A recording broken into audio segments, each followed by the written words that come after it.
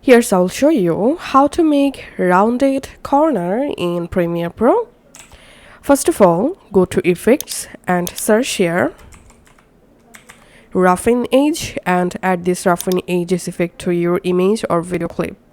Then select the clip and go to Effect Controls, and first of all we have to make the video a little bit smaller, so I'm just decreasing the scale value and then scrolling down and going to Roughen Edge section. Here click on this edge type and select cut, and then click on this border and giving value here to 100, and here we can see the fractal influence option, so here give value 0, and we can see I have now rounded corners. And if you want to make the corner more radius, you can just increase this border value, and that's how you can actually make rounded corners in Premiere Pro.